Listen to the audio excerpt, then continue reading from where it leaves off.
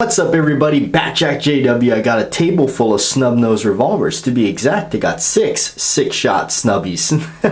Okay, alright. We did a video some time ago about these beautiful firearms, and I figured I'd follow up with a nice close-up look of them because that video was just kind of a standpoint of like just me standing there and talking to you about them, and so this time around I wanted to give you kind of a nice close-up look at them. And yeah, this is my favorite type of revolver. You know what, then again, I take that back. A revolver is my favorite revolver, period. So I just like revolvers. There's definitely something cool. There's something sexy about it. There is definitely, it's historical. And they still hold their own. Alright, so what draws me to these things? Well, a lot of it has to do with old cop movies, really, from the 70s, 60s, even all the way back to the 40s and stuff with Humphrey Bogart.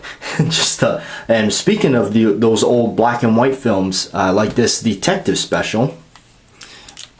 This is a Colt detective special. This is a really early first edition type model where you had the extractor rod that was just kind of free floating out there. And this silhouette of this gun became very iconic. This is just the ultimate. This was the very first Colt snub I ever, in fact, I think this might have been the first Colt I ever owned, was this Snubby right here. Really cool. The grips and everything really are a throwback. I bought this off a gun broker looking for it. I remember going to a friend of mine at the gun dealer and asking him for one, and what he had actually was the second generation where they shrouded they put a shroud over this, much like this one here. Now that's a Colt agent, but the detective special he had a shroud over it. I was looking for this old school style one that had the extractor rod just kind of free floating out there. You see it, detective special, bladed sight.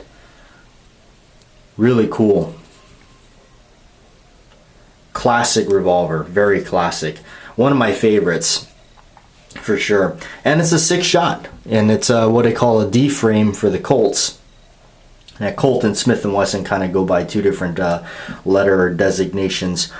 Alright, so speaking of Smith & Wesson, this is one of my ultimate favorites.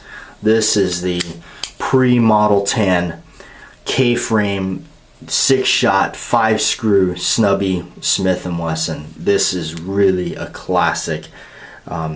They are out there. You can still buy these. They're a little hard to find sometimes, depending. But really, there's a lot of differences with the barrel, the sight. The hammer is a little bit different. And of course, they got 5 screws going on, the one under the grips. This one, so you got 1, 2, 3, 4. Where do you think the 5th one is? Right there in the trigger guard. Now what that one is that's the screw that puts tension on the spring that puts in the cylinder stop. Right there. That's what indexes the cylinder and locks it up.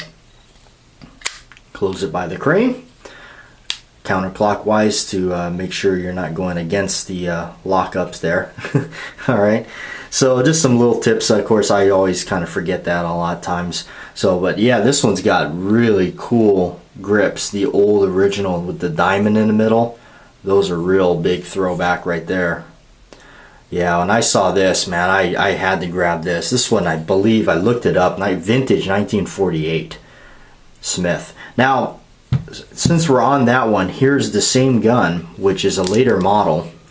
This is a -5, and this one, you can see there's some differences on it. Of course, they eliminated the screw. The finish is different. The finish on this one is much more that lustrous bluing. Yeah, I got oil all over it. These puppies kind of stay in the safe a little bit. I do take them out to shoot them from time to time, but a lot of times they live in the safe.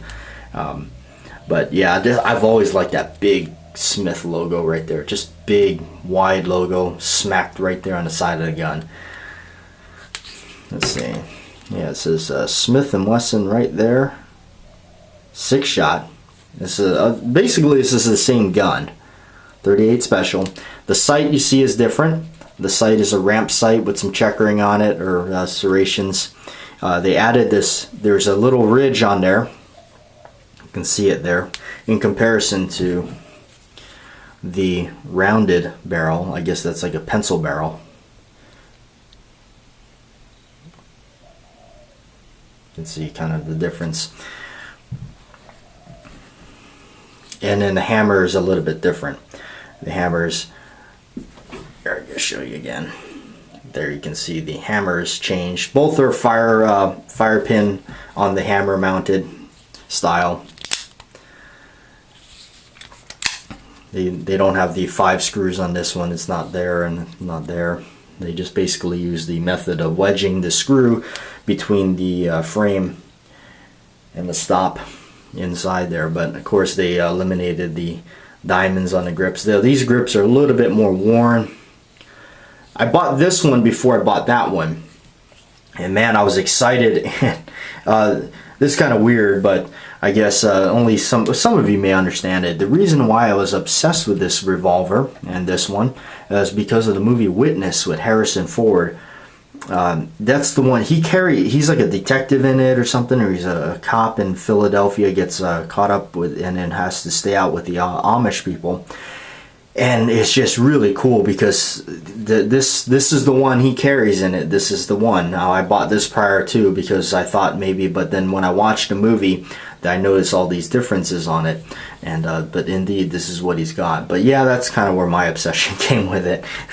So this is the Colt Agent. This is a lightweight frame. This is one they came out with. They wanted to kind of slick down the design, make it a little bit more concealable, easy to carry. The grip is a little bit shorter. If you notice, the wood grips come together instead of having the bottom where the frame comes through, like those, where you got the frame on the bottom. Now this one's shortened up, so the grips come together, so it's just wood. The grip kind of goes under it right there. This one has really great condition on the grips, really good condition on those. That's important if you're going to be collecting these. The condition on these grips mean a lot, especially in the Colts. Colts do command some money. So it's aluminum alloy on the frame, metal barrel, metal cylinder. Of course, the hammer and trigger are all steel, but yeah, the frame on this is aluminum. It's still a 6-shot, which I'm a really big fan of that. I used to have a Model 36 Smith. I'll get one again someday, but I let that one go. It was a 5-shot J-frame. It's a real classic as well. I got some videos on a couple different ones, a vintage one and a more than what they call from the classic line. We'll get into that a little bit, but yeah. There it is, Colt Agent 38 Special CTG cartridge. See, it has the Colt markings right there. Really cool revolver. I like this one. It has just a nice feel to it. Now here's a Rock Island Armory. This is called the M206. I got this because I really was interested in it because it's a fairly budgeted gun. I bought mine for $244 off of budsgunshop.com. Really neat. It's I like the fact that it was a wood grip and it was really pretty much like old school style. This one they mount the firing pin on the frame. It's supposed to be kind of a copy of the Colt Detective Special. Now, you know, I mean, it's a $244 gun, you know, so that's something to keep in mind if you do buy one of these things. They work good. They're all right. I still hung on to mine. I do enjoy it. It's kind of a neat little gun to take to the range and shoot when you don't really want to wear out some of these or something. But I do find myself, I admit, I do find myself mostly just shooting Smith or something. I'm kind of spoiled that way. But no, it's a cool little revolver. I'm going to keep it and hang on to it. I like it. I like that crowning they did on the barrel. It's pretty nice. Last but not least, the big bad one of them all. The Smith & Wesson 629, the 44 Magnum, the 3-inch barrel. This thing is a monster.